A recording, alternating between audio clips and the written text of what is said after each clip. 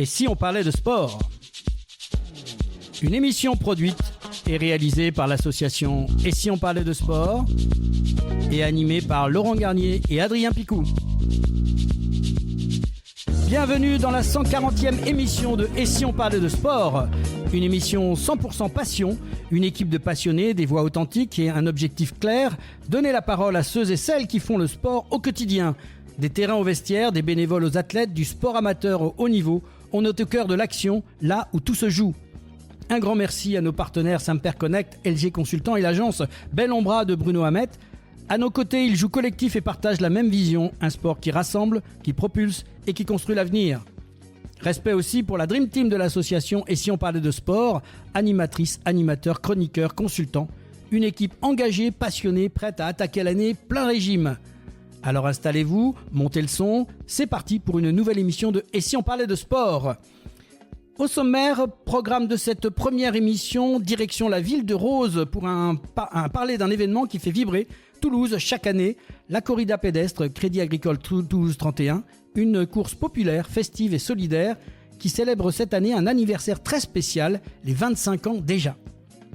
On reviendra sur l'histoire de cette épreuve devenue incontournable, sur ses parcours uniques entre ruelles pavées et bords de Garonne, sur ses nombreux challenges ouverts à tous, coureurs, familles, entreprises, mais aussi sur son engagement fort en faveur de l'environnement et de sa petite enfance. Pour en parler, deux invités seront avec nous en studio. Philippe Dur, président de l'association Corrida Pédestre Crédit Agricole Toulouse 31, et Marguerite Tellier, qui elle est responsable des inscriptions et de l'informatique. Une première mi-temps placée sous le signe du sport, de la fête et de la solidarité. En deuxième mi-temps, focus sur un moment charnière de l'histoire de Toulouse Olympique 13. À l'heure du retour en Super League, son président Olivier Dubois se livre sur ses choix structurants du club, les ambitions sportives, les attentes autour d'Ernest Vallon et la responsabilité de représenter le rugby 13 à français au plus haut niveau européen. Un entretien de fond entre lucidité et ambition pour comprendre les coulisses d'un projet qui veut s'inscrire dans la durée. En prolongation, troisième partie de notre chronique exceptionnelle consacrée aux Jeux Olympiques d'hiver de Nagano à Pékin avec Bernard Pujol, président du comité départemental olympique et sportif de Haute-Garonne et chroniqueur fidèle de l'émission.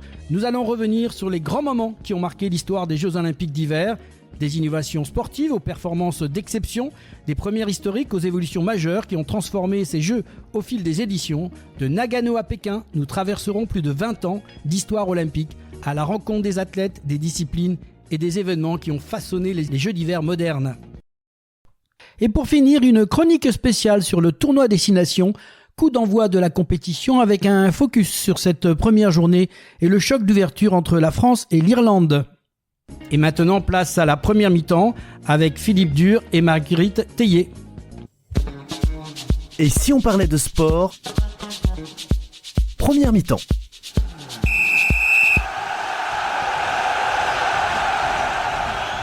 Et retour sur le plateau de Et si on parlait de sport? Aujourd'hui, on vous emmène à la rencontre d'un événement qui fait battre le cœur de Toulouse chaque été. Une course populaire, festive, engagée. La corrida pédestre Crédit Agricole Toulouse 31. Plus de 5000 coureurs, des ruelles pavées, les bords de Garonne, la musique, la chaleur de juillet et surtout une immense ferveur populaire en plein centre-ville.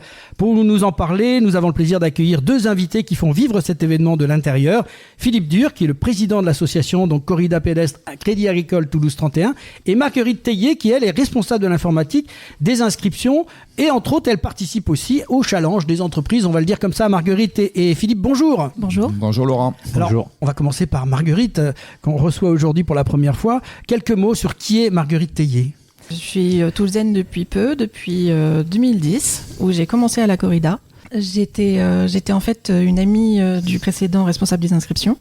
À l'époque, on faisait de la saisie papier, parce que c'était des bulletins papier. On recevait des bulletins papier par la poste, donc il fallait saisir tout ça sur informatique, et il avait besoin de petites mains pour saisir ça rapidement, parce que pareil, le temps compte, hein, le temps tourne. Ça court en fait, c'est de la course. Ah bah on court beaucoup, nous on l'a fait avant la corrida, hein, on l'a fait avant le vendredi.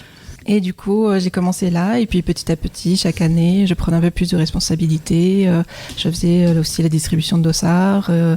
Et au fur et à mesure, j'ai pris de plus en plus de grades au niveau des inscriptions. Le responsable me donnait de plus en plus de responsabilités parce que lui travaillait à côté, donc peu de temps disponible. Moi, j'étais très disponible puisque je fais de la garde d'enfants, donc j'ai un petit temps partiel.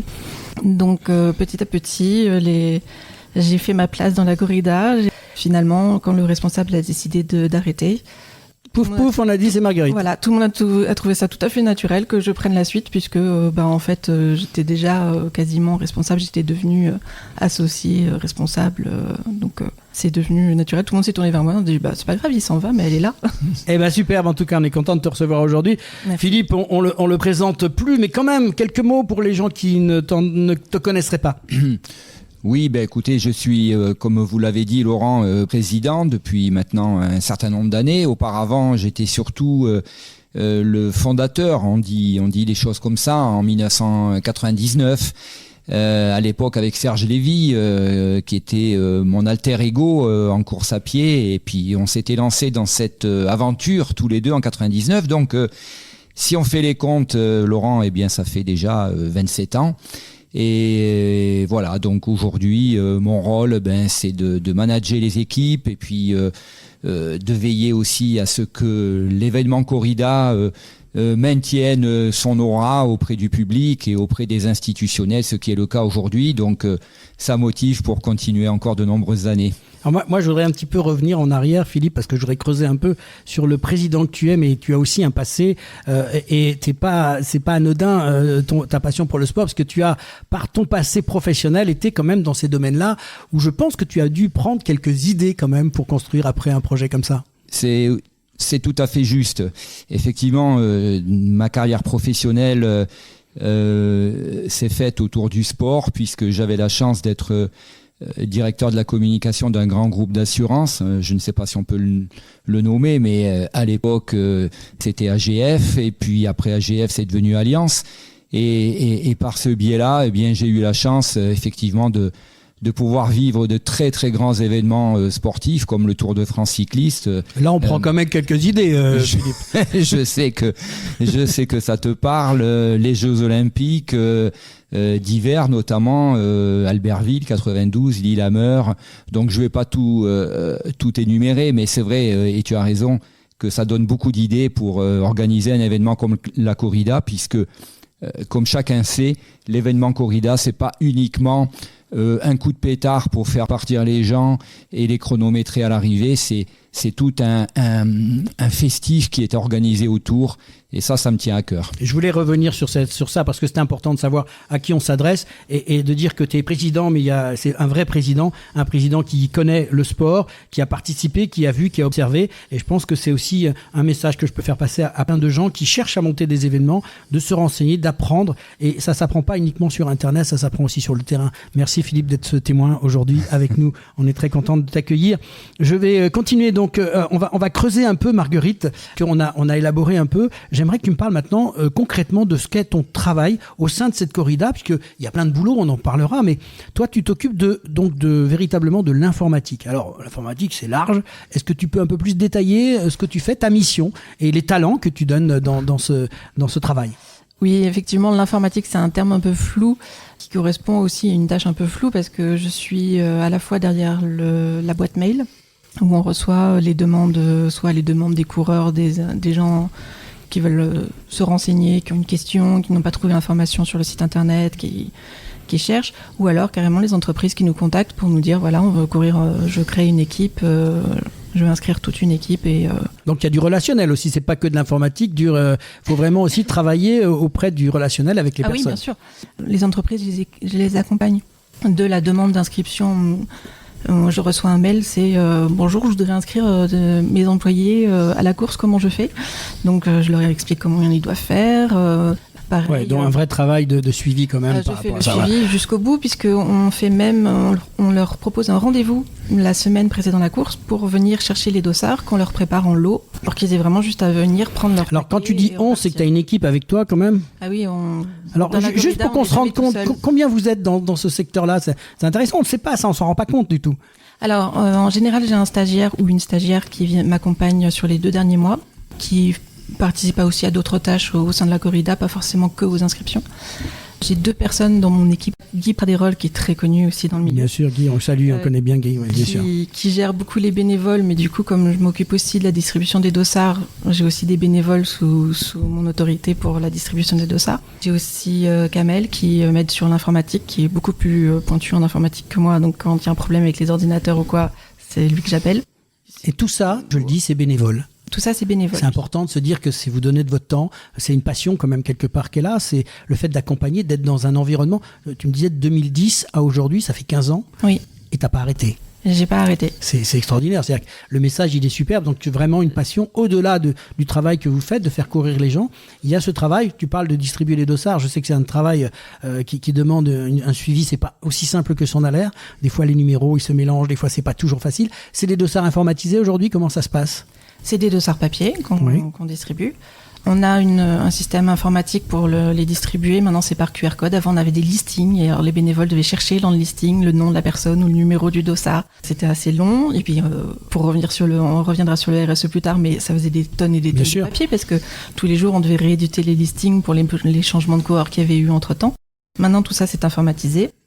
On reviendra avec toi tout à l'heure sur la partie des challenges, parce que ça me paraissait important d'expliquer un peu ce que vous faites, parce qu'il n'y a pas que courir, il y a aussi plein de choses qui sont mises en place. On en reparlera tout à l'heure. Je voulais revenir avec Philippe sur quelques mots sur l'institution qu'est cette corrida maintenant. Simplement resituer un peu, puisque tu parlais de 99, comment est née cette course ? Comment on part ? Alors bien sûr, j'imagine que tu avais un passé, tu avais quelque chose derrière la tête, mais se lancer avec le partenaire avec qui tu as lancé ça, comment part l'idée pour en arriver aujourd'hui en 2026 ? C'est les 25 ans déjà, on vient de les fêter quoi. Alors, 25 ans parce que il y a eu 3 éditions qui ne se sont pas déroulées dans le laps de temps entre 99 et aujourd'hui, sinon ça serait déjà la 28e. En fait, écoutez, c'est très simple. J'ai évoqué tout à l'heure le Tour de France cycliste. En fait, c'était sur le village départ du Tour de France à Saint-Gaudens. Je suis tombé sur mon ami de l'époque, Serge Lévy. Encore lui, je parle de lui parce que il est à l'origine aussi de la genèse de tout ça. Serge qui a disparu en 2011, malheureusement, de maladie. À cette époque-là, sur le village départ du Tour, on a dit tiens. Si on relançait l'idée d'une course à pied en ville qui passerait devant les agences AGF, comme j'étais à l'époque responsable, comme je l'ai dit tout à l'heure, de ce groupe d'assurance, en fait l'idée est née comme ça. Et ça c'était en 98 sur le village départ à Saint-Gaudens. Toujours est-il que dès 99, on a lancé la première. Et la première, pour ceux qui s'en souviendront, on partait du Courdillon. Et il y avait déjà cette année-là un peu plus de 600 coureurs qui s'étaient inscrits. Et on était particulièrement fiers et heureux de cette première. Voilà, c'est parti tout simplement comme ça, Laurent. Donc comme quoi le Tour de France donne des idées aussi, c'est toujours intéressant. Quand on parle de corrida, on parle d'une course pas comme les autres. Comment vous décririez l'ambiance en fait, tous les deux, même si comment vous vivez ça, parce que on en entend maintenant quand même beaucoup parler. Alors c'est vrai qu'on est dans une période où la course c'est redevenu un peu à la mode.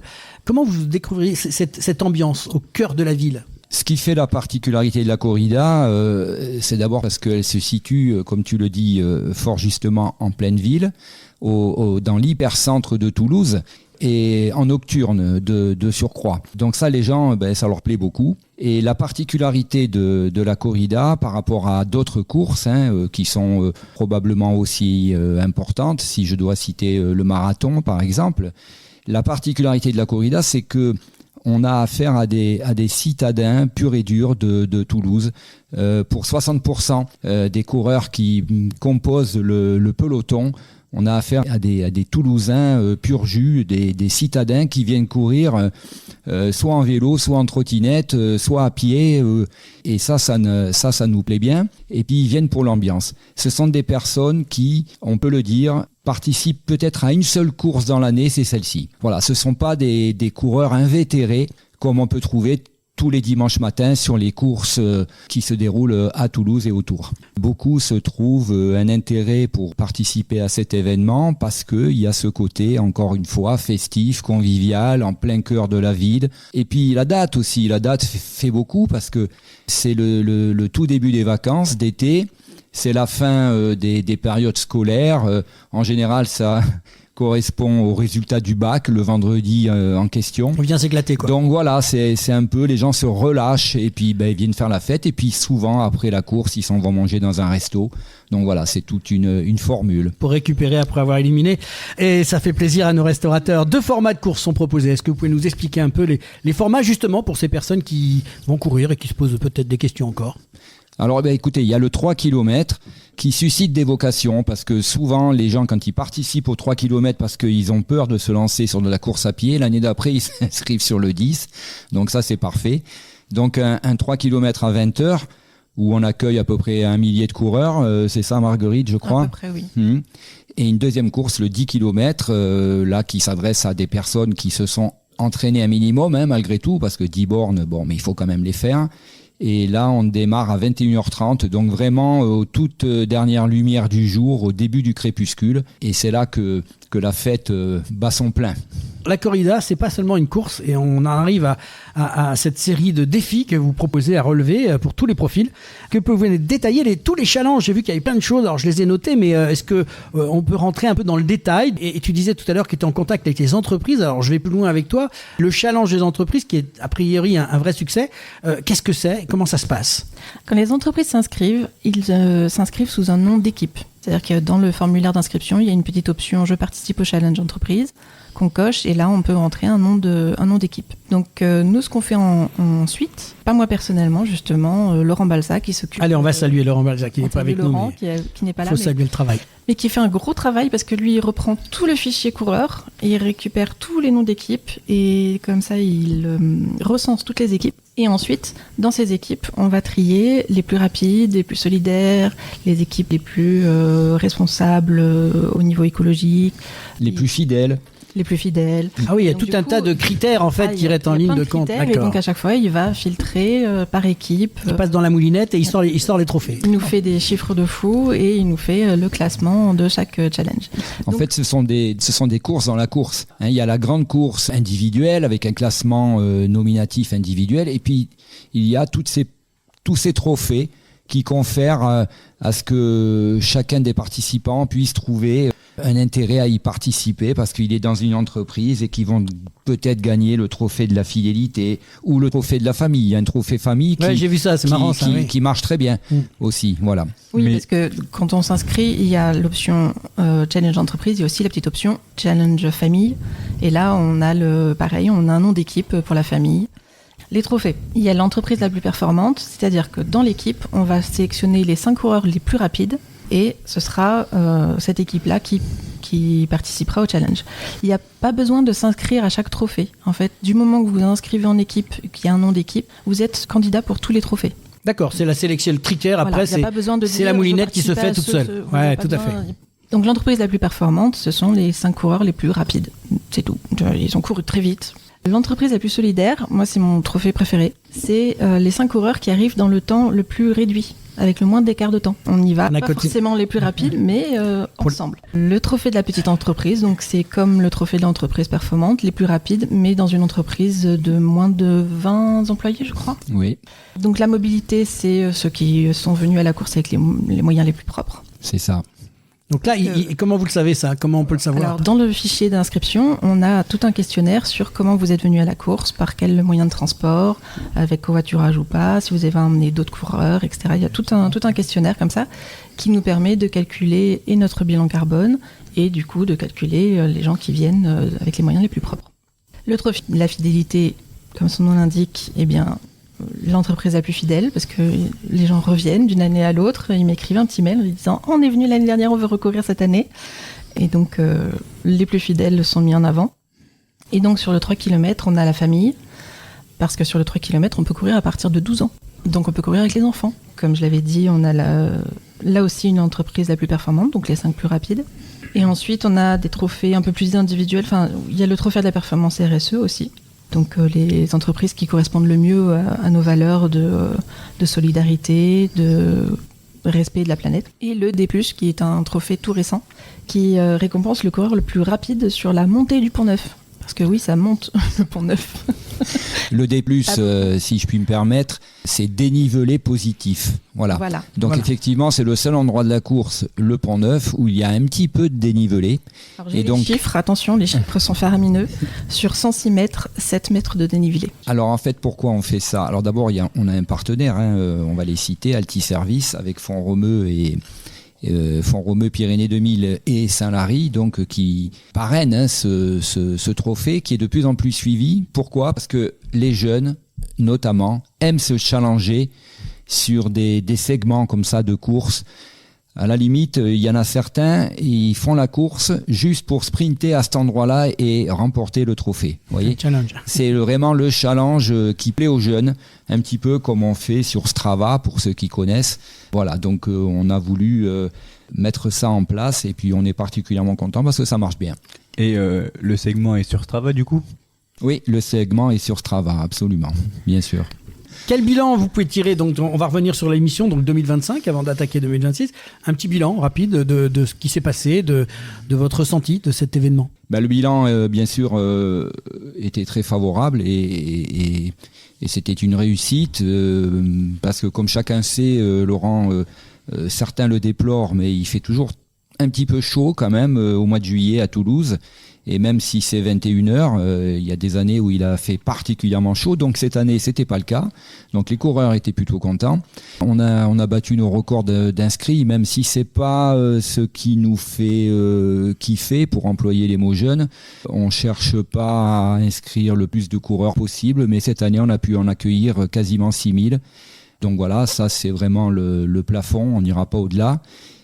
La place du Capitole n'étant pas extensible, n'est-ce pas, pour faudrait pousser les murs. Le départ. On avait mis en place des sas de départ avec des départs échelonnés. Ça a très très bien fonctionné. On est particulièrement content et fiers aussi que nos partenaires soient à nos côtés depuis, pour certains, très longtemps et ne nous quittent pas. Pour paraphraser quelqu'un qu'on connaît également. Donc voilà, franchement c'était bien et on espère qu'en 2026 on fera au moins aussi bien. C'est la question à suivre. Qu'est-ce que la corrida prépare pour 2026 ? Ça sera une date anniversaire puisque ça sera la 25e édition. Et donc, bien sûr qu'on va préparer des choses. On est en train déjà d'y réfléchir. On a même des idées très précises. Il y aura des surprises, c'est évident, parce que on y tient. Et vous le savez, vous l'avez dit tout à l'heure en préambule, quand on a travaillé dans la communication, eh bien, on veille à ce que l'événement soit réussi sur tous les plans et pas uniquement sur le plan sportif. C'est la priorité, bien sûr, puisque les coureurs, c'est d'abord ce qu'ils viennent chercher. Mais ils viennent aussi chercher l'aspect festif, convivial et novateur. Et c'est là-dessus que j'espère on va réussir à faire de belles choses. On ne peut pas parler de la corrida sans parler de votre démarche.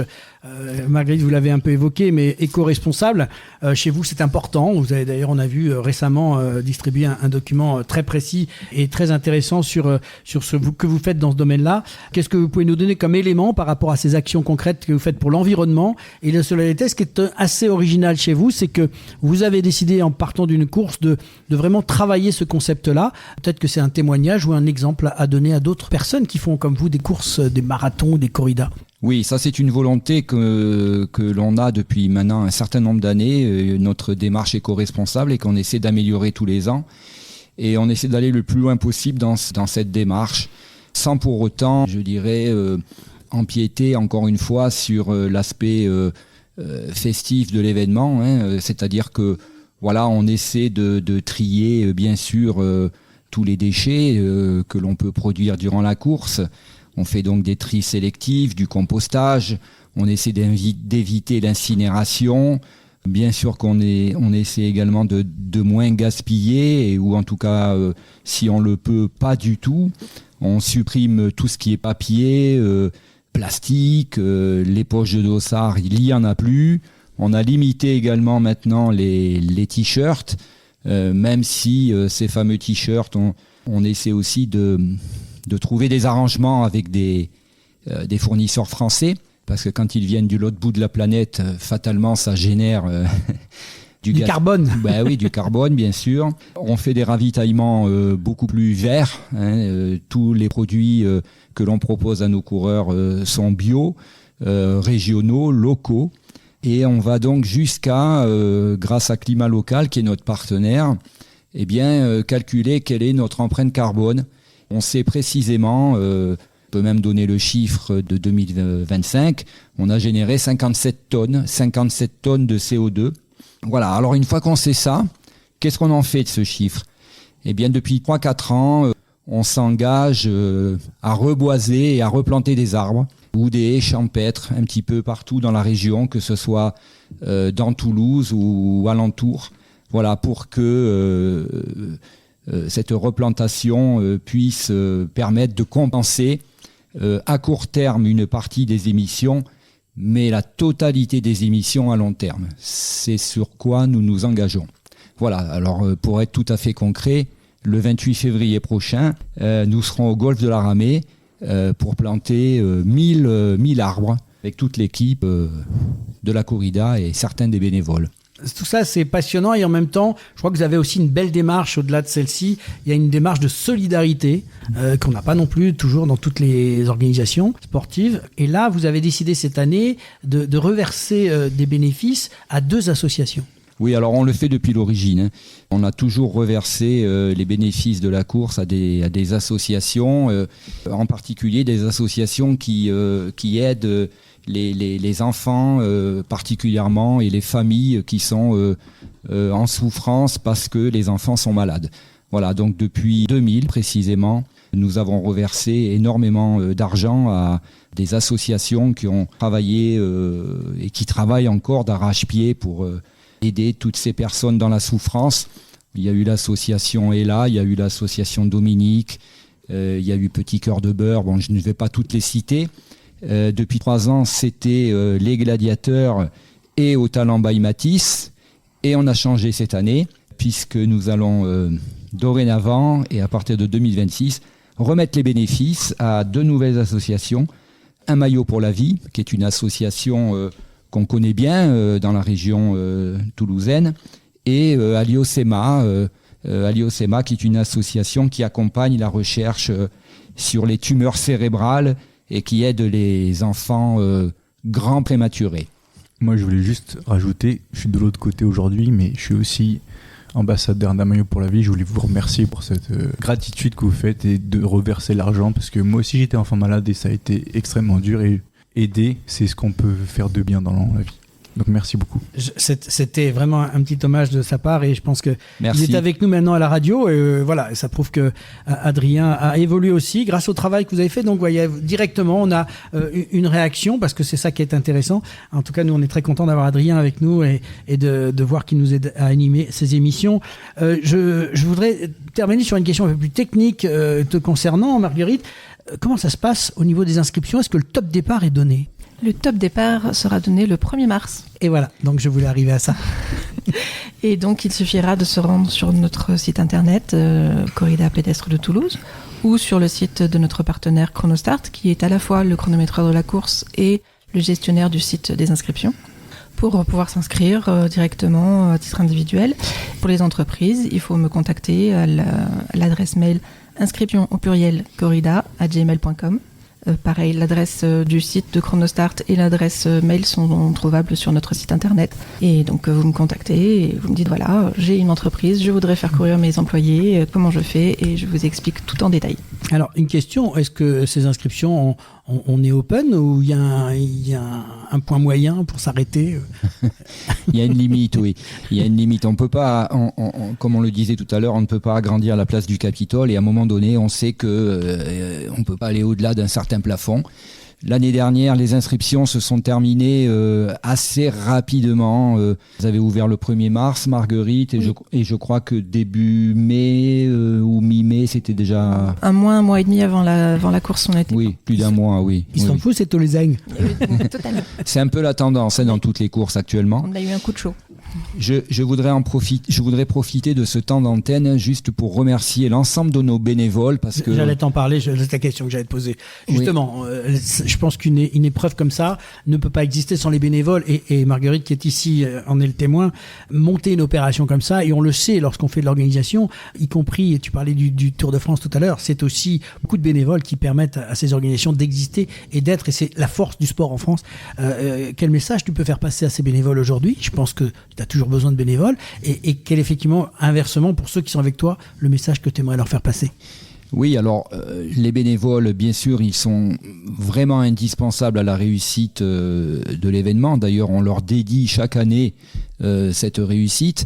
Certains reviennent régulièrement, d'autres un peu moins, mais nous, l'idée, c'est de les fidéliser et on fait tout ce qu'on peut pour les remercier et puis effectivement leur permettre de s'épanouir le jour de l'événement, hein, parce que il y a des tâches au sein même de l'événement corrida qui ne sont pas simples. Si je prends par exemple celle des signaleurs qui sont sur le circuit, bon, mais c'est une mission qui est très compliquée pour eux parce que bon, ben il faut juguler la circulation, il faut des fois empêcher les piétons de passer. Et croyez-moi, des fois, c'est pas simple. Voilà, donc à ce titre-là, je voudrais vraiment les remercier du fond du cœur, toutes et tous. Et puis également remercier nos partenaires parce que, encore une fois, on parle des bénévoles, bien sûr qu'ils sont absolument indispensables et sans eux, il n'y a pas d'événement. Mais c'est aussi le cas de nos partenaires qui nous accompagnent, qui nous font confiance et surtout aussi qui apportent leur savoir-faire et leurs compétences aussi et qui les mettent au service de notre événement corrida. Voilà, c'est un grand cirque, une grande famille et c'est ce qui fait, je crois pouvoir le dire en toute humilité, notre réussite. Un dernier conseil pour celles et ceux qui souhaitent participer à la corrida pédestre, et je m'adresse à tous les deux. Quel conseil vous donneriez à des gens qui vont, vouloir s'inscrire ou qui hésitent à s'inscrire à cette épreuve? Qui n'hésitent pas, qui s'inscrivent. Ils viennent sur le site internet, ils ont toutes les réponses. S'ils ne trouvent pas les réponses sur le site internet, ils ont l'adresse mail pour m'envoyer un mail. Ou même on est joignable aussi sur les réseaux, sur Instagram, sur Facebook. Donc pas de problème, il faut poser des questions, on donne les réponses. Et il ne faut pas attendre parce que l'année dernière, il y a des gens qui ont attendu, qui n'étaient pas inscrits et qui du coup sont venus vers moi en juin. Et qui m'ont dit mais comment ça, le site est fermé, comment ça je ne peux pas m'inscrire, au secours. Donc cette année nous avons une liste d'attente, ce qui est nouveau, mais même avec une liste d'attente, ce n'est pas garanti que vous aurez une place, donc ne tardez pas. Et puis surtout, il ne faut pas hésiter à se lancer parce qu'il n'est pas nécessaire d'avoir un niveau sportif élevé, encore une fois, il y a un 3 km, je crois pouvoir dire que c'est à peu près abordable pour chacun d'entre nous, et le 10 km, on n'est pas non plus obligé de le courir à 15 à l'heure. Certains le courent à 7 ou 8 et ma foi ils le font très bien. Et... C'était la question que je voulais te poser pour les néophytes. Est-ce qu'il fallait se préparer particulièrement? Il faut s'entraîner un petit peu quand même, il faut s'entraîner un petit peu, c'est plus confortable. Je veux dire, il ne s'agit pas de souffrir dans la course. Voilà, mais avec un entraînement minimum, je vais dire, allez, 1 mois avant l'événement, on arrive à faire les distances. Merci en tout cas Marguerite d'être venue. Merci Philippe. Avec plaisir. Merci à tous les deux d'avoir partagé les coulisses et les valeurs de la corrida avec nous. On a bien compris, la corrida pédestre Crédit Agricole Toulouse 31, ce n'est pas seulement une course au cœur de la ville rose, c'est 25 ans d'histoire, des milliers de coureurs, une ambiance unique, des challenges pour tous et surtout un événement profondément solidaire et éco-responsable. Et vous, auditrices, auditeurs, rendez-vous cet été, vendredi 3 juillet 2026 dans les rues de Toulouse, basket au pied. C'était « Et si on parlait de sport ?» la première mi-temps avec Philippe Dur, président de l'association Corrida Pédestre Crédit Agricole Toulouse 31 et Marguerite Tellier, responsable pour l'organisation de l'informatique et des inscriptions. Et nous, on se retrouve dans quelques instants pour parler rugby à 13 avec Olivier Dubois. Ne bougez pas, retour rapide au vestiaire. On reprend notre souffle. À tout de suite dans « Et si on parlait de sport ?» Et si on parlait de sport, mi-temps.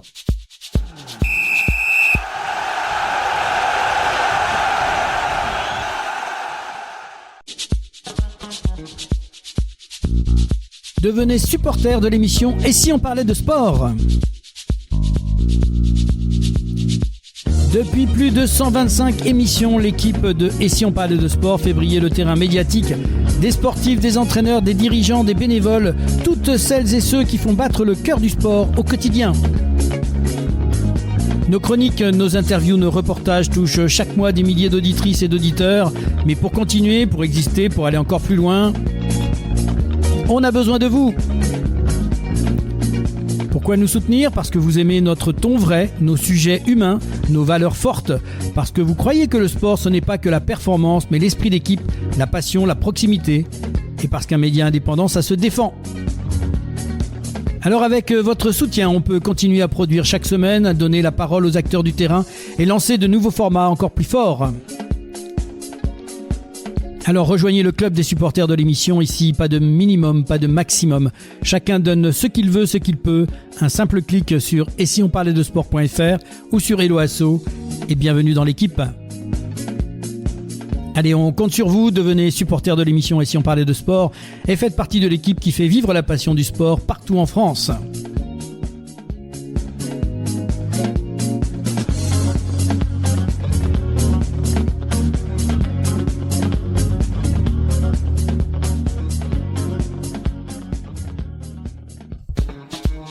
Et si on parlait de sport ?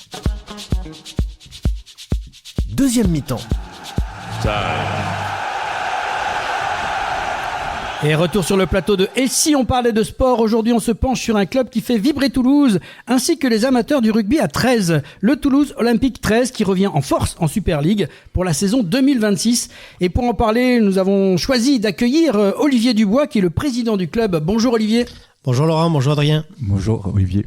Alors merci d'avoir accepté d'avoir notre invitation. On sait qu'en ce moment tu dois être bien préparé. C'est sympa d'avoir fait ce geste. Avant d'entrer dans le vif du sujet, on va te redemander un petit mot sur qui est Olivier Dubois. Alors, qui est Olivier Dubois ? Olivier Dubois, c'est un chef d'entreprise, mais au-delà de ça, il est passionné de sport.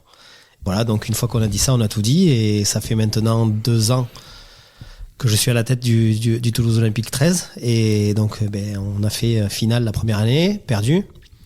Et finale l'année dernière gagnée, donc maintenant on accède à la Super League et Olivier Dubois est très très content du club du Théo aujourd'hui. Peux-tu nous raconter un peu l'histoire de ce club ? Alors il y a une spécificité, c'est que ce club est né en 1937, 90 ans l'année prochaine. Voilà, oui. Il faut quand même, donc on va faire quelque chose d'exceptionnel l'année prochaine. Ça fait beaucoup, non ? Ça fait déjà 2 fois mon âge, donc t'imagines. Ça fait déjà beaucoup, mais c'est vrai que c'est un club historique à 13 en France. Il a connu de très beaux succès, champion de France, champion de la Coupe de France, et il a décidé il y a 2016, il me semble, déjà 10 ans, de se tourner vers le meilleur championnat d'Europe, le championnat anglais.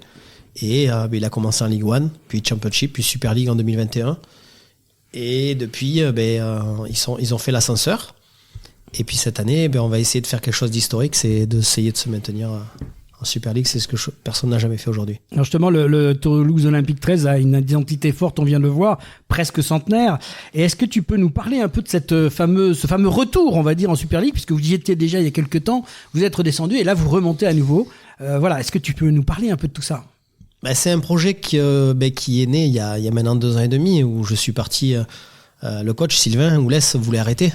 Il a fallu que j'aille, il y a des petites anecdotes, mais je suis pas là pour raconter des petites anecdotes comme ça, mais il a fallu que j'aille le chercher, qu'on discutait, d'essayer de comprendre, parce il voulait plus entendre parler de rugby. Et on l'a remotivé, on lui a montré qu'on pouvait y arriver ensemble, et donc c'est vrai que cette accession, c'est une belle fierté pour tout le groupe, pour toute la famille de rugby à 13, pour tous les anciens, pour tous les nouveaux qui nous supportent. Et au-delà de cette victoire sportive, moi, je dis pas que c'est un aboutissement, parce que les gens ils disent ouais, c'est un aboutissement. C'est un départ finalement. Vous êtes en Super League. Non, c'est une consécration. Maintenant, c'est un nouveau départ, puisque maintenant, on va tout faire pour que le club reste en Super League. Et ça, c'est quelque chose qui ne nous est jamais arrivé. Et moi, je veux que les joueurs marquent de leur empreinte cet événement. Revenons sur cette exceptionnelle saison 2025 et la montée en Super League. Qu'est-ce que tu pourrais nous raconter là-dessus ? Franchement, la saison elle a été très intense. Suspense jusqu'au bout en plus. Suspense jusqu'au bout, et puis il y a eu des éléments qui nous ont fait un peu basculer. Je parle moi d'un match à Londres, alors les gens ils s'en rendent pas compte, mais on perd à 10 minutes de la fin de 14 points. Moi j'avais déjà cassé une table, j'étais en vacances avec les enfants et et mon fils me dit mais t'inquiète papa, ils vont gagner. Et à la fin, en 10 minutes on retourne le match et on gagne, et ça c'est vrai, ça a été un gros tournant. Et aussi le tournant, c'est la demi, tu perds 18-0 à domicile contre Bradford à la mi-temps. les gens, ils te regardent comme un chien de faïence en te disant, bon, mais désolé, vous avez fait un beau parcours, désolé. Et puis, moi, j'y crois. Et je leur dis, mais vous inquiétez pas, on va gagner. Ça soude tellement un groupe que cette saison, elle a été juste magnifique en termes d'émotion. Et puis surtout, j'ai senti un groupe vraiment très soudé. Qu'est-ce que tu as ressenti vraiment au moment de cette montée, le moment où tu vois qu'il gagne, qu'il tire ce dernier essai, et là, tu sais que tu vas monter quasiment. Comment on le ressent émotionnellement? Pour ma part, je t'avoue que je l'ai pas réalisé. J'ai réalisé que un mois plus tard. Parce que j'étais déjà dans l'après. On a gagné, très bien. Mais je me dis, oh là, d'accord, mais on va monter d'un niveau. Qu'est-ce qu'il faut faire? C'est quoi les échéances? Et puis après, il y avait aussi cette incertitude, je sais pas si tu te rappelles, au niveau des points. On savait pas quel point on allait avoir, quel ranking on allait avoir, si on allait monter de suite ou si on allait être repêché.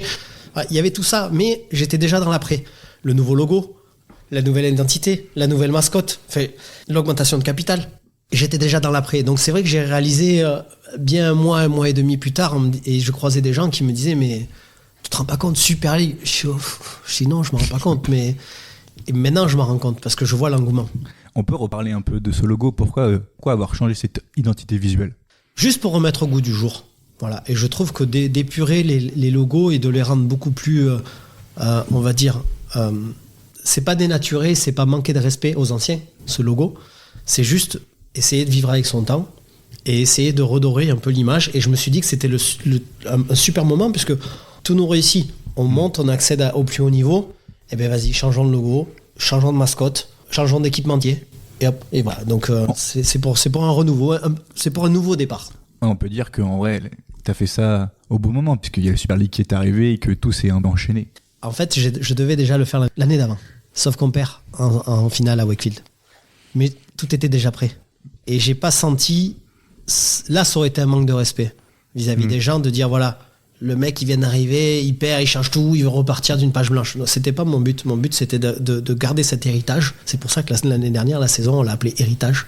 Et cette année, avec justement cette montée, c'était le moment de changer les choses. C'était le moment il fallait faire comprendre aux gens qu'on allait passer dans une époque, on va dire, autre. Alors, qu'est-ce que ça représente pour toi, la montée en Super League et pour le rugby français? Parce que finalement, on a déjà dans cette Super League les fameux dragons, qui sont les dragons de Perpignan, dragons catalans. Qu'est-ce que ça peut représenter? Puisque effectivement, on le sait bien que le rugby à 13 n'a pas encore cette notoriété qu'on aimerait lui donner, mais ça, c'est un pied supplémentaire que l'on fait. Ben, ça représente déjà pour la ville de Toulouse. Il faut savoir qu'on est quand même 9 clubs pro à Toulouse. Et on est le seul club représentant le rugby à 13 français. Et jouer dans un championnat anglais, ben, ça amène une visibilité supplémentaire.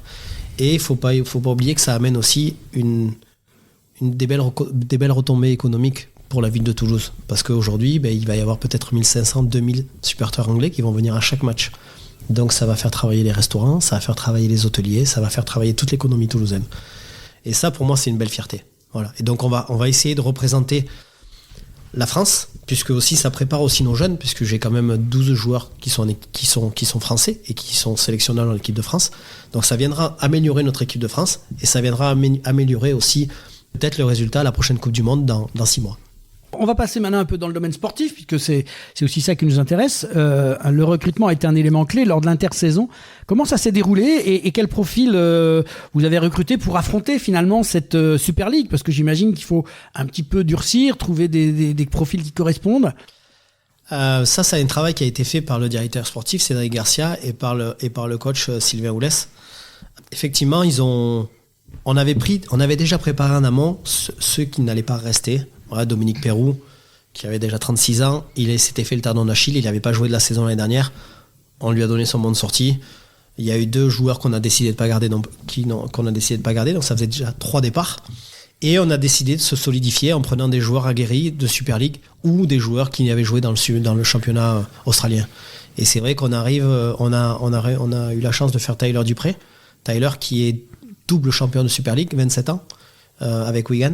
Il vient pour se relancer, il vient pour nous montrer qu'il a encore les capacités de jouer à ce niveau-là.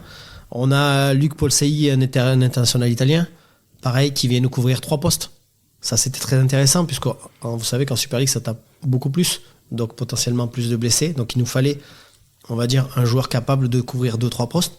On a pris Mathieu Ponce, qui va nous courir aussi à l'aile, qui est pareil, français, qui est au port de l'équipe de France. Et là, il y a le 26 janvier, on a réussi à dealer avec nos amis des Dragons catalans et ça m'a permis de prendre César Rouget à l'ouverture, voilà, qui est international français, 56 matchs en Super League et qui est une très très belle recrue pour nous. Donc aujourd'hui, le 28 joueurs sous contrat, ça n'a jamais été le cas. Je vous rappelle qu'il y a 2 ans, quand on est reparti, on n'en avait même pas 19. Voilà. Donc on essaye de faire les choses comme il faut. Et puis derrière, il y a cette partie formation, toujours pareil, qui m'obsède, puisque je veux qu'on ait beaucoup de jeunes Toulousains, beaucoup de jeunes formés au club, qui passent par le centre de formation. On est le seul centre de formation agréé en France. Donc je veux que cette formation-là, forcément, je veux qu'elle vienne nous pousser et qu'elle vienne éclore au plus haut niveau.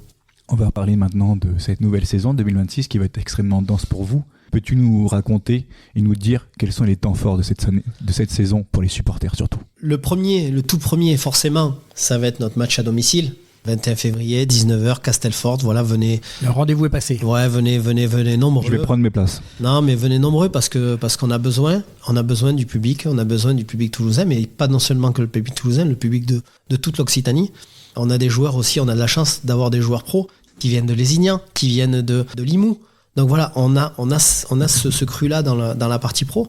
Et je sais qu'il y a beaucoup de gens qui vont venir se déplacer. Et on va organiser, juste avant notre match, un lever de rideau de notre équipe qui joue en championnat de France, qui jouera contre Lézignan à 16h30.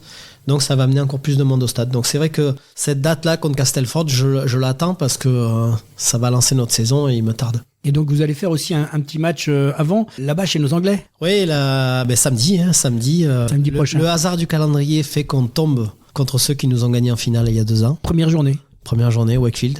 Voilà, donc c'est un stade qu'on connaît, puisqu'on les a eu en Championship pendant 2-3 ans. Et je dis pas qu'on a une revanche à prendre, parce que j'aime pas ce mot revanche. Mais en tout cas, voilà, on est aguerri aujourd'hui, on sait. Pas oublier que Wakefield a fini quand même 5e du championnat l'année dernière. C'est une belle équipe, faut pas la sous-estimer, mais on ira avec Alain et ambition.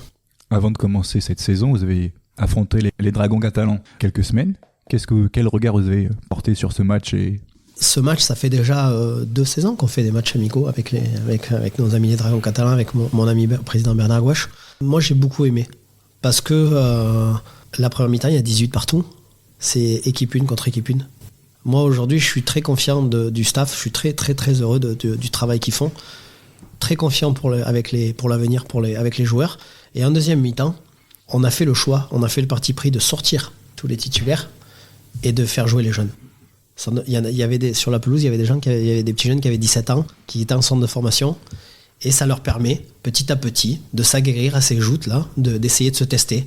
Et nous aussi, ça nous donne une vision supplémentaire de savoir où ils en sont dans leur préparation, comment on doit continuer à les former pour pouvoir un jour les intégrer avec nous dans l'équipe pro. Je suis très satisfait, très très très satisfait de ce match. C'est important pour toi, faire un peu comme le stade et faire vraiment donner du temps aux jeunes pour que après, dans 2-3 ans, ils puissent éclore comme on le voit sur le stade. Après, le stade, c'est à 15, mais sur cette vision des choses. Tu sais, je vais reprendre une citation qui n'est pas de moi, qui date de la semaine dernière. Mon ami Didier Lacroix a dit « Quand t'as pas d'argent, il faut des idées ». Et donc, voilà, le Théo, on ne coule pas sur l'or, donc il faut des idées. Et donc, pour ces idées-là, la formation, tu dois passer par cette formation-là, tu dois commencer à préparer ces jeunes. Et forcément, eux, ils te le rendront le mieux possible. Ce qu'il y a dit dans d'autres domaines, il y a des grands entraîneurs qui savent aussi aller chercher des jeunes. Bien voilà, et on voit nos résultats dans d'autres plans. Justement, on parle d'argent, et donc automatiquement, ce qu'on attend aussi, c'est l'affluence. Et tu en parles dans différentes interviews en disant que tu espères attirer en moyenne 6000 spectateurs au stade Ernest Vallon. C'est un cap important pour le club. C'est un gros cap, mais par contre, je pense qu'on est capable. Je pense qu'on est largement capable d'avoir 6000 spectateurs au stade et de les rendre fiers de leur équipe, de les soutenir, de leur montrer un spectacle. Je pense qu'on va mettre des animations en place. Voilà, on va mettre tout ce qu'il faut sur le parvis pour animer, pour amener un maximum de gens, surtout en famille, parce que j'estime que le sport se vit en famille et que les gens prennent du plaisir. Voilà, avec les tribunes étudiantes qu'on va continuer, la place à 1 €, gratuit pour les moins de 16 ans. On va mettre des choses en place pour que toute l'année, ça vienne ça suive. On a fait des drapeaux, on a mis en place des systèmes de clap-clap pour les gens. On va faire en sorte que ça soit une vraie fête et que le public toulousain soit au rendez-vous en fait. Parlons justement de cette visibilité, une info qu'on attend. Quelle est la stratégie du club concernant la diffusion des matchs ? Beaucoup de supporters peuvent vouloir suivre éventuellement les rencontres à la télé ou en streaming. Qu'est-ce que tu as à nous offrir ? Donc c'est tout frais, je vais être honnête avec toi. Donc IMG a décidé de prendre notre partenaire qui est le groupe La Dépêche. Donc on sera télévisé, on sera en direct donc sur les plateformes Rugby-Rama et sur la plateforme de l'Indépendant pour ceux qui sont dans d'autres régions. Forcément le groupe La Dépêche c'est 800 000 followers. Et donc on va un peu titiller, on va sur les plates-bandes du 15 quelque part sur Rugby-Rama, c'est quand même... Donc je suis très content, très très heureux. Et puis derrière, forcément, les supporters, les spectateurs, les abonnés pourront suivre également les replays sur notre chaîne YouTube. Mais en tout cas, ils pourront nous voir en direct sur la chaîne Rugby-Rama, le groupe La Dépêche. Eh ben écoute, ça c'est une très bonne nouvelle en tout cas pour tous les amoureux de rugby à 13 et pour pouvoir vous suivre. Quand on parle du Théo, on parle souvent d'un jeu ambition porté sur l'attaque. Là, je reviens un peu sur le sport. Est-ce que cette identité va rester la même en Super League ? Comment on prévoit un peu ? Alors, sans dévoiler forcément les tactiques, mais quel est l'esprit du jeu derrière ? Moi, on travaille beaucoup avec le staff et avec nos équipes sur la stabilité. On ne changera pas notre ADN. Voilà, l'ADN du club, c'est jouer, vitesse, défendre dur. Être dur sur l'homme. Voilà, donc ça changera pas. On va faire en sorte d'être encore plus audacieux peut-être. Après ça dépendra des opportunités qu'on a sur le terrain. Mais en tout cas, voilà, c'est effectivement jouer en Super League, c'est le plus haut niveau européen. Mais ça doit pas nous changer notre manière d'être et notre manière de fonctionner. Donc aujourd'hui, voilà, le coach Sylvain prône d'être fit, d'être prêt, de courir vite. Je vais reprendre ces mots, c'est défendre dur. Voilà, donc ça changera pas. Et on essaiera de donner un maximum de plaisir en jouant toujours en vitesse. On verra bien si on a des essais au bout, mais on va essayer de faire plaisir. Donc stratégie de club, on change rien, le staff bouge pas. Non, le staff bouge pas. On s'est doté d'une préparatrice mentale. Maintenant, il y a un deuxième docteur, parce qu'en Super League, on est obligé d'avoir un deuxième docteur. Mais en tout cas, on a toujours à l'attaque Eric Anselme, on a toujours Christophe Toustou à la défense. Il y a toujours Sylvain Oulès qui mène ça à la baguette. Il y a toujours deux réathlétiseurs pour la partie blessée. Kiné, voilà, tout ça ne change pas. Là où je vois que on prend une dimension différente, c'est que le staff du Théo a échangé avec le staff de Colomiers, a échangé déjà aussi avec le staff du Stade Toulousain. Je pense qu'il y en a qui l'ont vu sur les réseaux. On est très content puisqu'il y a David Mélé qui est au stade sous la demande d'Hugo Mola, que je remercie beaucoup. Derrière, le jeu au pied. Ils nous apprennent comment taper loin, machin. Donc, et eux, ce qui les intéresse, c'est nous, comment on défend. Donc c'est vrai qu'il y a cette synergie qui se fait. Et moi, je suis très content parce qu'on bosse ensemble. Et moi, ça me fait vraiment plaisir quand je vois que tous les rugby se réunissent. Quel est l'objectif de la saison sportive alors cette année ? L'objectif, il est clair depuis le début. C'est le maintien. C'est le maintien clair et net. On a un championnat à jouer. On sait notre championnat. Si on doit faire des performances contre les équipes de haut de tableau, on prendra. Hein. Je vais pas cracher sur les points, surtout sur ces victoires qui font du bien à la tête. Mais l'objectif, il est clair. L'objectif, c'est le maintien. Le Théo ne s'est jamais maintenu en Super League. Donc j'espère que l'année prochaine, je serai à cette place-là et je te dirai, écoute, on s'est maintenu et maintenant... On sera champion, non ? Ça serait présomptueux de dire ça. Mais en tout cas, si on est à la même place et que je te dis qu'on s'est maintenu et qu'on est en Super League, je serais déjà très content.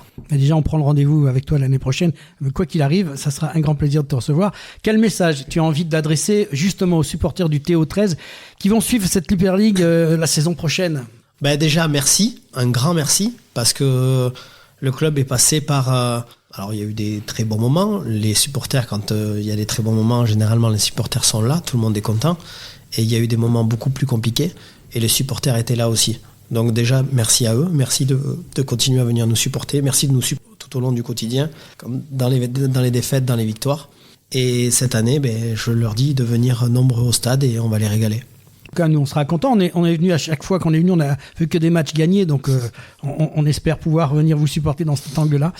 Retrouvez donc toutes les infos sur le site que vous avez, qui est www.to13.com. C'est ça. Voilà, donc là, il y a plein d'informations, et y compris cette information importante de pouvoir suivre les matchs à la télévision, en streaming. Voilà, merci Olivier pour ces échanges riches, passionnants. On sent une véritable dynamique autour du Toulouse Olympique 13 en ce début de saison 2026. Entre ambition sportive, projet fort et désir d'ancrage local, on te souhaite le meilleur pour cette nouvelle Super League. Merci Laurent, merci Adrien. Avec plaisir. C'était Si on parlait de sport, spécial Toulouse Olympique 13. Restez avec nous, place à la prolongation avec la chronique spéciale consacrée aux Jeux Olympiques, 3e partie de Nagano 1998 à Pékin 2022. Et si on parlait de sport, la prolongation.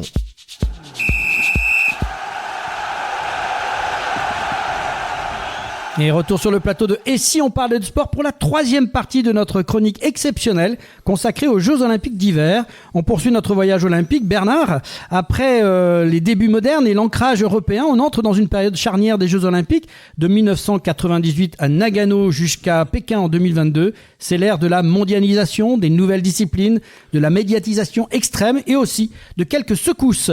On va vivre ensemble 6 éditions avec anecdotes, chiffres et bien sûr des exploits des Bleus.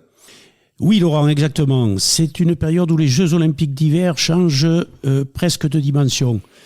Encore plus de nations, encore plus d'athlètes, encore plus de sports, encore plus d'enjeux et parfois plus de polémiques. Mais surtout, des histoires humaines incroyables. Donc on est à Nagano, ça se trouve au Japon et c'est l'ouverture au monde.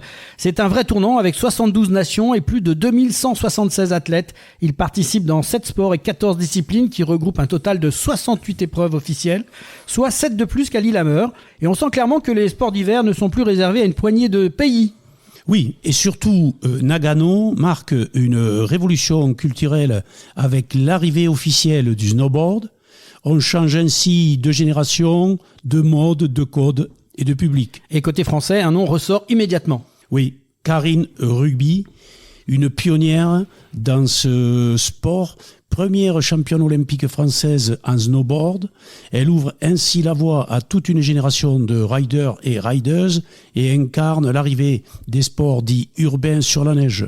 Permets-moi, Laurent, d'avoir une pensée émue pour Karine Ruby, sa famille et ses amis, parce que Karine a disparu dans son paradis de la montagne suite à un accident en 2009. Oui, en tant qu'ouvreuse avec un de ses accompagnants. Effectivement, et c'est un bel hommage qu'on voulait aussi lui rendre. Nagano, c'est aussi le curling et le hockey féminin qui entrent au programme, un vrai signal fort pour la diversité. Et puis, événement historique. Pour la première fois, le hockey sur glace masculin s'ouvre aux professionnels de la NHL, la ligue privée. Le résultat, une surprise énorme avec la République tchèque qui devient championne olympique face à la Russie. Et oui, côté performance individuelle, c'est du très très haut niveau. L'athlète la plus médaillée de ces Jeux est la fondeuse russe Larissa Lazutina, qui obtient 5 médailles. En ski nordique, c'est le Norvégien Bjørn Dale qui est devenu le premier athlète à décrocher 8 médailles d'or aux Jeux Olympiques d'hiver, 12 au total. Et l'Américaine Tara Lipinski qui a remporté l'or en patinage artistique pour devenir, Bernard, à 15 ans, la plus jeune vainqueur d'une épreuve en individuel des Jeux Olympiques d'hiver. Eh oui, ça rajeunit le sport. L'esprit des Jeux a été illustré à cette édition par le phénomène skieur autrichien Hermann Maier, dit Herminator. Eh oui. Après une chute spectaculaire dont on se souvient tous en descente à plus de 140 km/h. 120 km/h. 120 km/h. Il n'y avait pas de radar, alors tout augmente, Laurent. Oui, 120 km/h, je pensais à hier, avant-hier chez les hommes. Au-dessus de la piste, il s'est envolé 3 secondes et demie. Il s'est vite remis sur pied, le phénomène, pour remporter les médailles d'or qui s'en suivaient, de Super G et de slalom géant. Et la France, dans cette compétition, repart avec 8 médailles. Médaille d'or avec Jean-Luc Crétier en ski alpin, Karine Ruby, on l'a dit, en snowboard, médaille d'argent, Sébastien Foucras en ski freestyle, médaille de bronze en bobsleigh à 4, en combiné nordique avec Marina Anissina et Gwendal Pesera. Et puis en danse patinage artistique, et Florence Masnada qui, elle, a remporté aussi une médaille de bronze en ski alpin. En 2002, nous revoilà sur le continent américain, aux USA. Confirmation et premières historiques. Salt Lake City, 4 ans plus tard, c'est donc l'Amérique dans toute sa puissance, avec 2399 athlètes présents, venant de 77 pays. Ils se mesurent dans 15 disciplines qui regroupent au total 78 épreuves officielles. Et avec le retour du skeleton et l'apparition du bobsleigh féminin. Et surtout, un incroyable record des athlètes venant de 18 comités olympiques nationaux différents et qui ont remporté une médaille d'or. Les Jeux deviennent ainsi vraiment universels et mondiaux. Et oui, et sur le plan sportif, on remarquera le Finlandais Sampa Lajunen qui marque l'histoire. Ah, s'il a marqué, Sampa, 3 titres olympiques en combiné nordique sur une seule édition, du jamais vu. Et plusieurs premières aussi très fortes symboliquement. En prenant la médaille d'argent en simple à la luge, l'Allemand Georg Hackl est devenu le premier athlète de l'histoire olympique à remporter une médaille dans la même épreuve individuelle 5 fois de suite. En bobsleigh féminin, l'américaine Vonetta Flowers est, elle, devenue la première athlète noire à remporter un titre olympique d'hiver. En hockey sur glace, le Canadien Jarome Iginla l'a suivi comme le premier athlète masculin noir champion olympique. Et oui, côté français, Carole Montillet qui a écrit l'histoire du ski alpin français en devenant la première française championne olympique de descente, un exploit qu'on n'a jamais vu auparavant. Oui, c'est la première fois. Ce fut une édition où la France a rivalisé vraiment avec les grandes nations du Nord. Une vraie confirmation après Nagano. Elle s'illustre avec 11 médailles, une 6e place au classement des nations. Médaille d'or en danse patinage artistique, Marina Anissina et Gwendal Peisera le couple en ski alpin. Jean-Pierre Vidal s'est illustré au slalom, à médaille d'or. Caroline Montillet s'étant mariée, Karl, je l'ajoute, en descente. En snowboard, Isabelle Blanc s'est également illustrée en slalom géant parallèle. Pour ce qui est de l'argent, en biathlon, Raphaël Poiré, en ski alpin, Sébastien Amiès et Laure Péquenot en snowboard, Doriane Vidal en halfpipe et Karine Ruby la regrettée en slalom géant parallèle.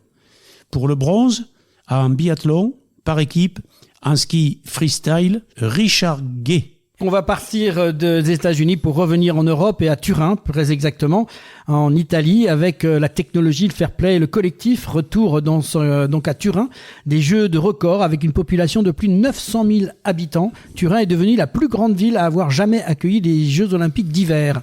Toujours plus grand, toujours plus loin. Un total de 2508 athlètes venant de 80 comités nationaux olympiques y ont pris part.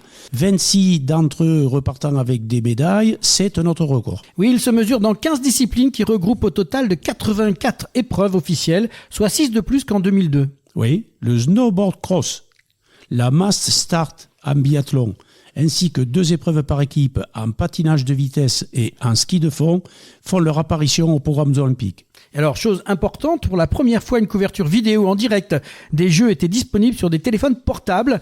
Les Jeux entrent dans l'ère du numérique mobile. Ça y est, le numérique est là, il prend place. Turin, c'est également, au-delà du numérique, une avancée pour et contre le dopage, puisque la lutte antidopage a été strictement menée comme jamais. 1219 tests ont été réalisés. C'est un record. Le sport cherche à se protéger, mais également à protéger les athlètes. Et oui, Bernard. Mais Turin, c'est aussi une image qui reste. Oui, quand la Canadienne Sarah Rainer a cassé l'un de ses bâtons lors d'un sprint par équipe de ski de fond, l'entraîneur norvégien Bjørnar Akensmoen lui en a prêté un. Cette marque de fair play, ce geste de sportivité, a permis à Rainer d'aider son équipe à remporter la médaille d'argent, du fair play pur, au prix d'une médaille pour la Norvège. Et oui, le fair play, c'est important aussi dans le sport. On continue côté sport, cette fois-ci avec l'Allemande Claudia Perlstein, qui est devenue la première patineuse de vitesse à décrocher 9 médailles dans sa carrière. Le Norvégien Kjetil André Amod a été le premier skieur alpin à remporter 4 médailles dans une même épreuve. Et le premier a compté 4 médailles d'or au total. La patineuse de vitesse canadienne Cindy Klassen est l'athlète la plus médaillée des Jeux avec 5 médailles, dont une en or. Ah, tout ça, ce sont de grands records. Cette édition est surtout marquée pour la France par un véritable esprit d'équipe et nombreuses de performances collectives, notamment en biathlon et en ski. Elle a remporté 9 médailles, 3 en or, 2 en argent, 4 en bronze. La France se classe à la 10e place au niveau des nations. Médaille d'or en biathlon, Vincent Defrane, poursuite. Et Florence Baverel en sprint. En ski alpin, Antoine Denerias en descente. Médaille d'argent. En ski alpin, Joël Chenal en slalom géant. En ski de fond, Rodi d'Aragon en sprint. Et médaille de bronze En biathlon, relais hommes et femmes. En ski freestyle, Sandra Laura en boss. Snowboarder cross, Paul-Henri Delerue, Pyrénéen de son état. On retourne à Vancouver, dans Canada. Une ambiance incroyable, un public en fusion. De nouvelles générations d'athlètes français arrivent sur le devant de la scène. Les Jeux rassemblent 2566 athlètes de 82 pays. Ils se mesurent dans 15 disciplines qui regroupent un total de 86 épreuves officielles. Il est à noter les mauvaises conditions météorologiques dont on a parlé lors de nombreuses éditions, la météo et ses caprices. Ces conditions météorologiques entraînent le report de 5 épreuves en ski alpin, dont la descente masculine. Et les Canadiens marquent l'histoire. Toujours les Canadiens, grand peuple sportif, 14 titres olympiques à domicile, un record. Les athlètes canadiens réalisent une performance remarquable. L'athlète la plus médaillée de ces Jeux est la fondeuse norvégienne Marit Borgen, qui remporte 5 médailles en 5 épreuves disputées, dont 3 en or. Et côté français, on sent un tournant. Ah, un tournant qui tourne, oui. Le Pyrénéen catalan Serretan de son état, Martin Fourcade arrive. Jason Lamy Chapuis, Vincent G, toute une nouvelle génération prend le pouvoir. 11 médailles malgré une concurrence féroce, dont 3 en or, 2 en argent, 6 en bronze. La France se classe à la 11e place au niveau des nations. Médaille d'or en biathlon, Vincent G, sprint.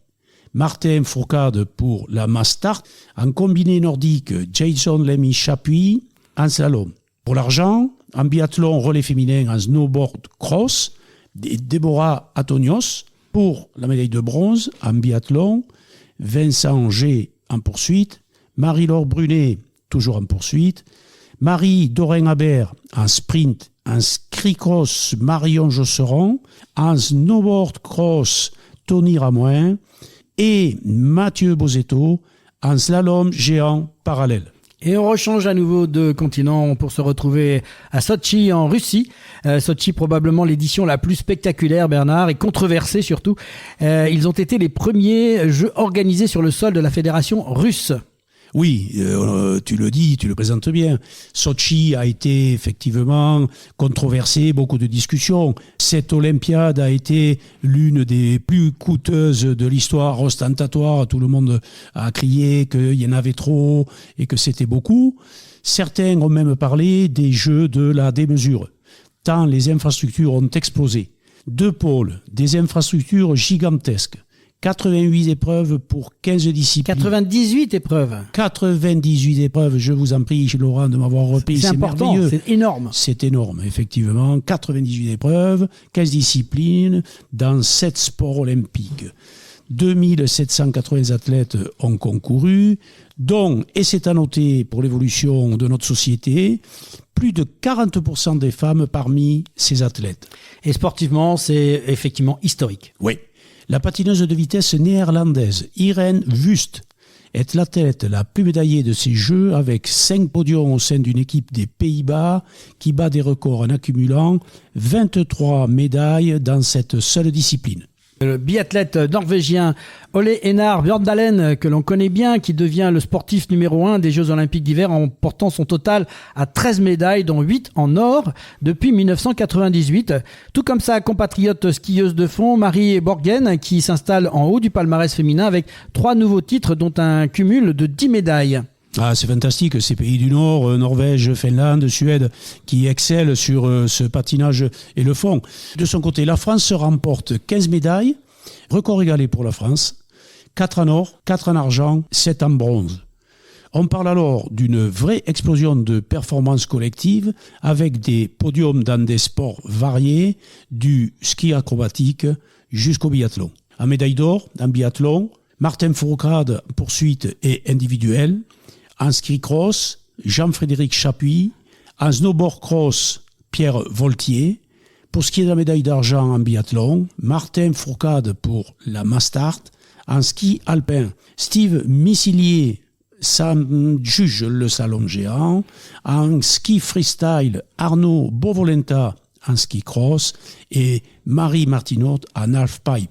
Médaille de bronze en biathlon, Jean-Guillaume Béatrix pour la poursuite. En saut en ski, Colline Mattel sur le petit tremplin. En ski alpin, Alexis Pinturo s'adjuge le slalom géant à la 3e place. En ski de fond et le relais 4 fois 10 km masculin.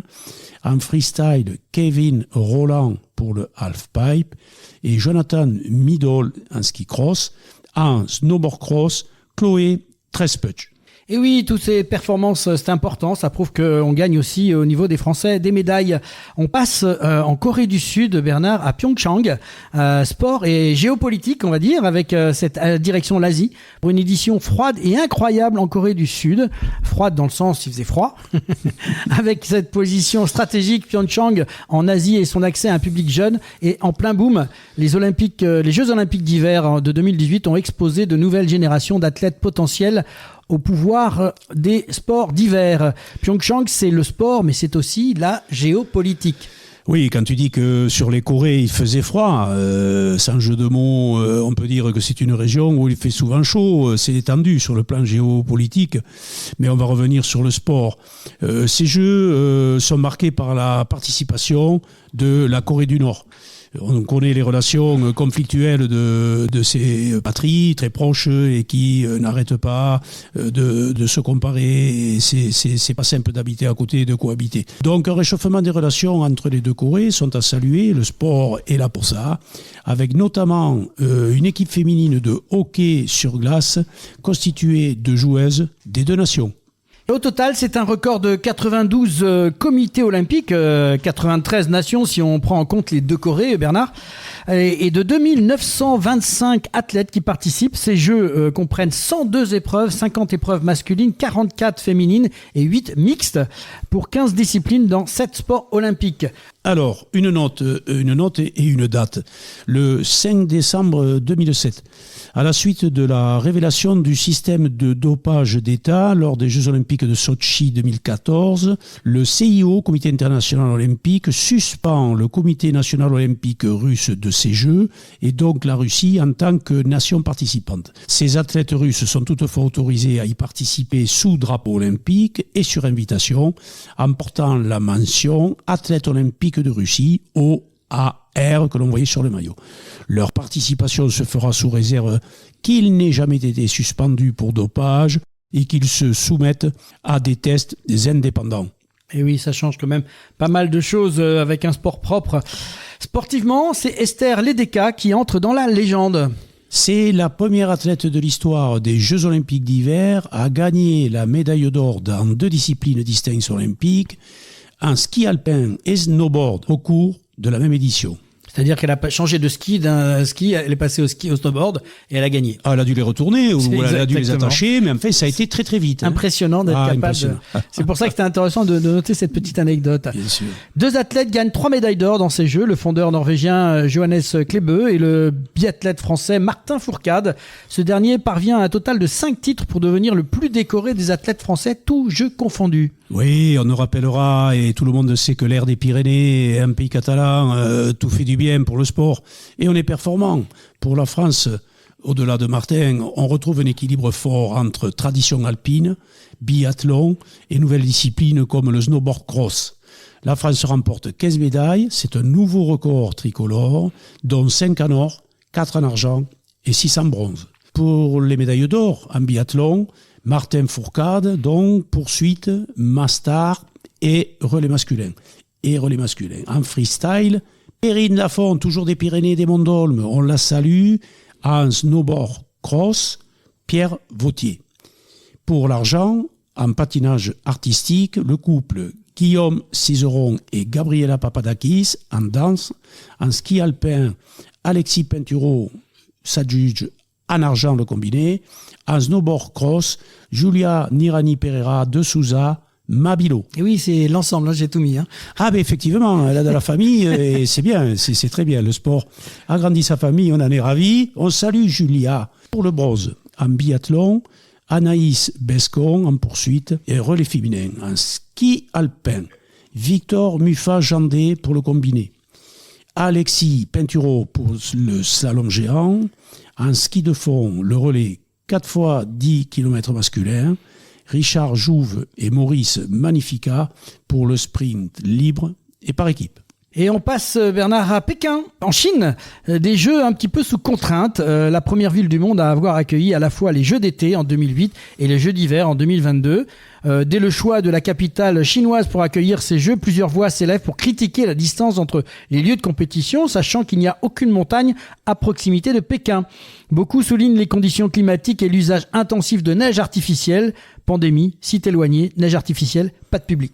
Pas de public. Donc le 17 janvier 2022, face à la progression de la pandémie qui nous a frappé, je cite le Covid-19, le comité olympique prend finalement la décision inédite dans l'histoire des JO d'hiver de ne pas vendre de billets au grand public, soit résidents ou bien venant de l'étranger.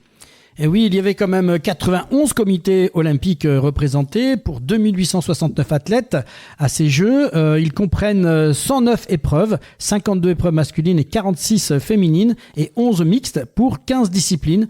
Un niveau sportif malgré tout exceptionnel. Ah oui, exceptionnel, oui.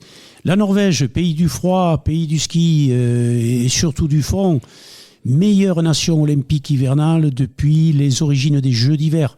Elle domine largement le tableau des médailles, au nombre de 37, dont 16 titres. C'est un nouveau record de médailles d'or dans une édition des Jeux d'hiver. La Chine à domicile obtient son meilleur résultat aux Jeux d'hiver avec 9 titres et 15 médailles. Les athlètes les plus médaillés de ces Jeux sont 3 biathlètes et un skieur de fond qui montent chacun sur 5 podiums. Marte Hopsbu, Roisseland, Quentin Fillon-Maillet, Johannes Beu. Ce dernier avec 4 médailles d'or en étant l'athlète le plus couronné de ces Jeux, ainsi que le fondeur du comité olympique russe, Alexander Bulchunov. Décidément, ça s'internationalise et les noms deviennent de plus en plus difficiles à prononcer. Gu Eiling est la sensation chinoise de cette 24e édition hivernale, avec un triplé de podium inédit en ski acrobatique, l'or en big air et halfpipe, l'argent en slopestyle. Et oui, c'est l'édition aussi de Quentin Fillon-Maillet qui éclaire le biathlon français avec une moisson de médailles remarquée, rapprochant ses propres succès de ceux de Fourcade. Il se talonne et l'émulation bat son plein dans ces équipes qui font plaisir à voir. La France repart de Pékin avec 14 médailles, dont 5 en or pour la délégation tricolore. Une performance très solide, juste derrière les 2 éditions précédentes. Pour la médaille d'or, en biathlon, Quentin Fillon-Maillet, poursuite et individuelle sur 20 km. Et Justine Breisailles-Boucher en mast art. En patinage artistique, le couple qui revient, Guillaume Cizeron et Gabriela Papadakis pour ce qui concerne la danse. En ski alpin, le jeune élégantissime Clément Noël pour le slalom. En médaille d'argent, en biathlon, relais mixte, Quentin Fillon-Maillet pour le sprint. En relais homme et Anaïs Chevalier-Boucher en individuel. En ski alpin, Joanne Claret pour la descente. En freestyle, Tess Le 2 pour le big air. En snowboard cross, Chloé Trespuch. En médaille de bronze, en ski alpin, Mathieu Fèvre prend le bronze sur le slalom géant. Et en ski de fond, relais 4x10 km masculin. Et oui, de Nagano à Pékin, ces Jeux Olympiques d'hiver nous ont raconté bien plus qu'une succession de médailles. Ils ont raconté l'évolution du sport, l'ouverture au monde, l'arrivée de nouvelles disciplines, la montée en puissance du sport féminin et des générations d'athlètes capables de marquer leur époque. Oui, décidément, l'évolution marque à chaque fois de plus en plus. Ces Jeux d'hiver ont aussi montré qu'ils sont devenus un formidable miroir de notre société, accompagnant l'histoire, l'innovation technologique, les enjeux environnementaux, les questions géopolitiques, mais surtout et toujours des histoires humaines faites de résilience, de dépassement de soi et d'émotions partagées. Pour la France, cette période restera celle d'une véritable affirmation sur la scène mondiale avec des figures majeures, des performances collectives et une capacité à briller dans des disciplines toujours plus variées. Mais l'histoire ne s'arrête jamais vraiment. Déjà, un nouveau chapitre se prépare. Lors de notre prochaine rubrique, cher Laurent, chers followers, nous mettrons le cap sur Milan, Cortina d'Ampezzo 2026, la belle cité plantée dans les Dolomites, des Jeux d'hiver qui s'annoncent entre la tradition alpine et la modernité, entre héritage historique et nouveaux défis, avec une question en fil rouge: à quoi ressembleront les Jeux olympiques d'hiver dès demain? Et oui, dès demain, à suivre dans cette chronique. Rendez-vous très bientôt pour continuer à en parler, parce que le sport, lui, ne s'arrête jamais au coup de sifflet final. C'était, si on parlait de sport, la prolongation avec Bernard Pujol. Place au rugby à 15 avec une nouvelle chronique sur le tournoi des 6 nations qui a débuté cette semaine et en pleine effervescence des Jeux olympiques d'hiver. Et si on parlait de sport, la chronique.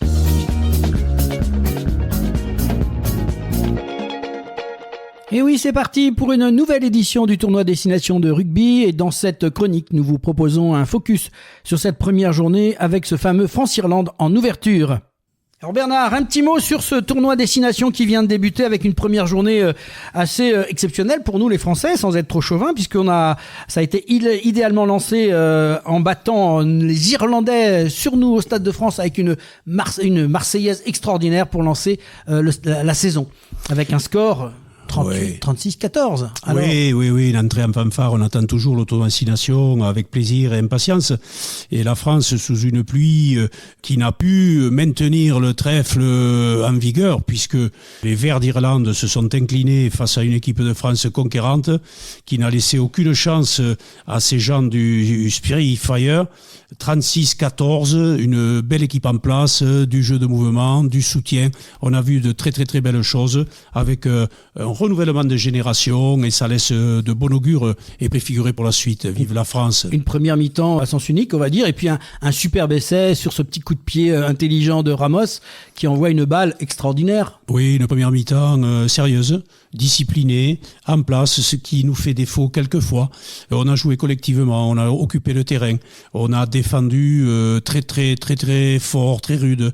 La conquête a été exemplaire, je parle de la mêlée, de la touche. Vraiment un match bien conduit, sérieux dans le réalisme. On a marqué près des lignes et vraiment tous les ingrédients étaient là. Et c'est une belle équipe de France qu'on a vue en place, certes, des Irlandais qui sont en mal de renouvellement. Leur première ligne, les Fulsong, les Ely, les Porter, les Hirs, n'étaient pas là, un Sexton qu'il faudra remplacer. Mais ils travailleront et redeviendront ce que l'on craignait. Mais il fallait quand même les battre, ils n'ont pas laissé la part au chat. Et si je ne me trompe pas, un certain Michael Guillard qui a été sur le terrain repéré comme étant le meilleur joueur du match. Oui, de toute façon, Guillard, pas la Guille, attention. Non, il ne faudrait pas se méprendre. Guillard, effectivement, il fait partie du réservoir des jeunes. On attend beaucoup de cette génération. Ils sont sans complexe. On l'a vu en deuxième ligne alors qu'il joue très souvent en 8 dans son club et on a vu en lui cette génération montante qui sans complexe va de l'avant, joue, prend des initiatives, puis ils sont costauds, ce sont des athlètes de très très très haut niveau, c'est très très bien pour les jeunes qui arrivent. On a ce match de l'équipe de France, on est bien lancé. Maintenant, on va regarder un peu la concurrence, puisque il y avait un match assez intéressant sous la pluie, battante, en Italie. L'Italie qui a dominé quand même l'Écosse, qui elle a l'habitude de la pluie, 18-15. Oui, au stade Olimpico de Rome, qui a l'habitude d'accueillir les joutes de rugby des 6 nations. La squadra Azzurra s'est bien défendue, elle a été bien en place malgré une météo un peu de Grande-Bretagne. Les ballons glissés, il pleuvait vraiment beaucoup. L'équipe d'Italie a été vraiment bien en place, sérieuse, féroce, précise.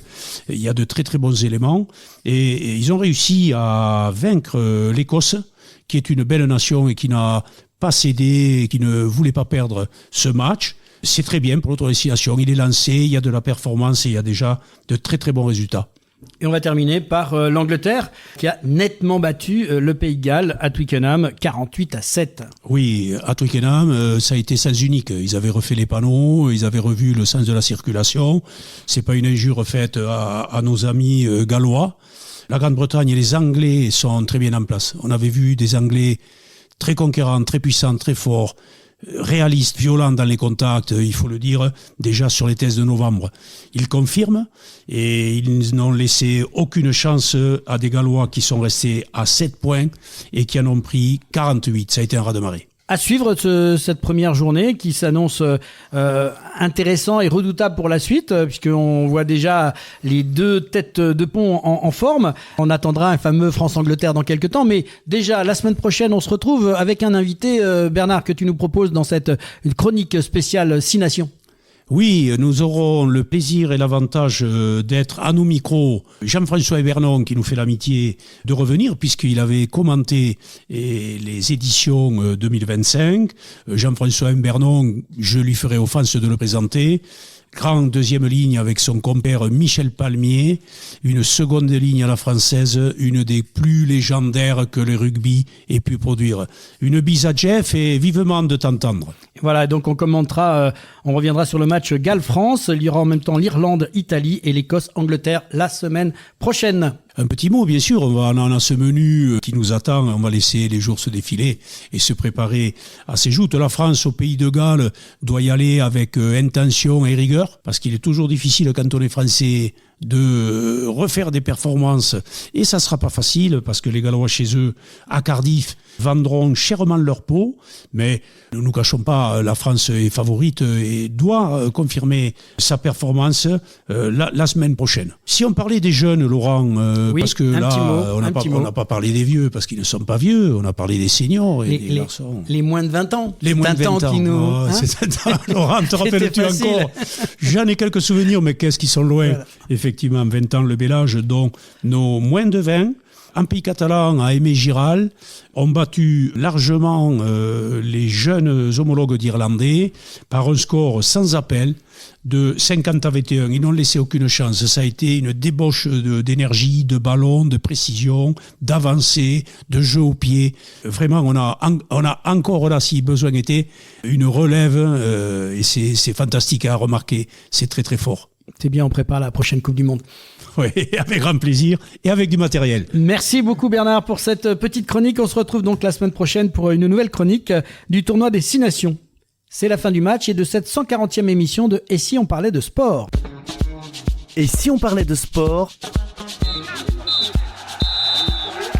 Fin du match. C'est la fin du match et de cette 140e émission de Et si on parlait de sport. Un grand merci à nos invités du jour, Philippe Dur, Marguerite Tellier, Olivier Dubois, Bernard Pujol. Merci pour vos voix, vos parcours, vos témoignages et vos passions. Merci à vous, auditrices et auditeurs fidèles. Continuez à liker, commenter, partager et surtout à vous abonner à notre chaîne YouTube. C'est vous, notre moteur. Merci à nos partenaires LG Consultants, Semper Connect, l'agence Bellombra avec Bruno Hamet. Et merci à toi, Adrien, pour m'avoir bien aidé dans cette émission. Merci beaucoup. Vous aimez l'émission Et si on parlait de sport, passez de l'autre côté du micro et devenez vous aussi membre ou supporter de l'association. Parce que Et si on parlait de sport, ce n'est pas qu'une émission, c'est une communauté de passionnés qui fait vibrer le sport sous toutes ses formes. En nous rejoignant, vous aidez à valoriser ces acteurs, à raconter ces plus belles histoires et à faire grandir cette aventure collective. Rejoignez-nous dès aujourd'hui et faites battre le cœur du sport avec nous. On se retrouve très bientôt pour un nouveau numéro de Et si on parlait de sport, votre rendez-vous où la passion du sport se conjugue toujours avec humanité. À très vite et d'ici là, continuez à vivre le sport autrement. Merci Laurent de nous faire vivre de telles émotions.